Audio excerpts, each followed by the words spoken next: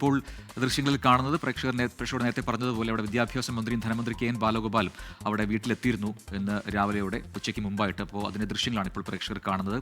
അവിടെ ആ കുടുംബത്തെ ആശ്വസിപ്പിക്കാൻ മന്ത്രിമാർ നേരിട്ട് അങ്ങോട്ടേക്ക് എത്തുകയായിരുന്നു. പക്ഷേ ആ കരച്ചിലുമൊക്കെ അവർക്ക് വാക്കുകൾ ഉണ്ടായിരുന്നില്ല. ആ കുടുംബത്തെ എങ്ങനെ ആശ്വസിപ്പിക്കണം എന്ന് പറയാതെ അതിന് കഴിയാതെ അവർ അവിടെ നിസ്സഹായരെ നിൽക്കുകയായിരുന്നു മന്ത്രിമാർ ഉൾപ്പെടെയുള്ള ജനപ്രതിനിധികൾ. ജയ് തുടരുന്നുണ്ട്. ജയ്, അപ്പോൾ മന്ത്രിമാരെത്തി അവിടെ ആശ്വസിപ്പിക്കാൻ ശ്രമിച്ചെങ്കിലും ആ കരച്ചിലിൽ അവിടെ അതിനൊന്നും കഴിയാതെ പോയി എന്നുള്ളതാണ് യാഥാർത്ഥ്യം. പക്ഷേ സർക്കാർ ഒപ്പം ഉണ്ടാകും എന്ന ഉറപ്പ് ആ കുടുംബത്തിന് അവർ നൽകിയിട്ടുണ്ടല്ലോ. വിവരങ്ങൾ എന്താണ്?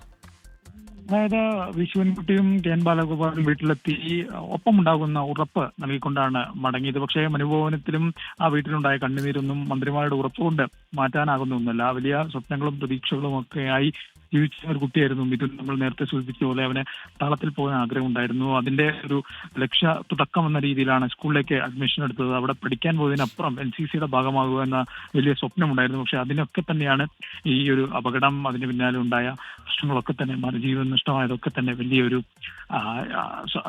നടക്കാത്ത സ്വപ്നമാക്കി മാറ്റിയത്. എന്തായാലും മന്ത്രിമാരെത്തി വീട്ടിൽ സന്ദർശനം നടത്തി പിതാവിന്റെ അമ്മയും ഉൾപ്പെടെ കണ്ടു. അവരുടെ കണ്ണുനീര് തുടയ്ക്കാൻ വേണ്ടി മന്ത്രിമാർ അവരാൽ കഴിയുന്ന രീതിയിലുള്ള ആശ്വാസ വാക്കുകൾ പറഞ്ഞാണ് ഇവിടെ നിന്നും മടങ്ങിയത്. അപ്പോഴും ഈ അനാസ്ഥയുടെ ഇരയായി മിഥുൻ മാറുമ്പോൾ അതിന്റെ വിഷമം ഈ വീട്ടിൽ എല്ലായിടത്തും ഉണ്ട്. നമ്മൾ ഇന്നലെ മുതൽ സൂചിപ്പിച്ചതാണ്. മനോഭവനം എന്ന് പറയുന്ന ഈ സാധാരണ വീട് പണി പൂർത്തിയാവാത്ത ഈ വീട്ടിലാണ് മിഥുൻ കളിച്ചു വളർന്നത്. രാവിലെ നിറചിരിയോടുകൂടി അച്ഛന്റെ കൈ പിടിച്ചു പോയൊരു കുട്ടിയാണ്. പിന്നീട് വീട്ടുകാർ അറിയുന്നത് ഇത്തരത്തിലൊരു മരണവാർത്തയാണ്. അതിന്റെ ഞെട്ടൽ ഇപ്പോഴും ഈ വീട്ടിലുണ്ട്. അവരുടെ വലിയ സ്വപ്നങ്ങളായിരുന്നു മിഥുൻ. കാരണം അമ്മ ഉൾപ്പെടെ പുറത്ത് മറ്റു ജോലികൾക്കൊക്കെ പോയത് വീടിന്റെ സാമ്പത്തിക അവസ്ഥ ഉൾപ്പെടെ കുറച്ചധികം മെച്ചപ്പെടുത്തണമെന്ന ലക്ഷ്യത്തോടു കൂടിയായിരുന്നു. പക്ഷെ അതൊന്നും സാധിച്ചില്ല. ഇനി അമ്മ നാളെ ഉച്ചയോടുകൂടി തിരിച്ചെത്തും. ആ അമ്മ വരുമ്പോൾ ഏതു തരത്തിലായിരിക്കും അവരുടെ ഒരു അവസ്ഥ, ഒരു മാനസികാവസ്ഥ, അവരെങ്ങനെ പ്രതികരിക്കുമെന്ന കാര്യത്തിൽ ഇപ്പോഴും വീട്ടുകാർക്കോ അടുത്ത ബന്ധുക്കൾക്കോ ഒരു തരത്തിലുള്ള ഉത്തരവുമില്ല. കാരണം അത്രമാത്രം വൈകാരികമായിരിക്കുന്ന കാര്യത്തിൽ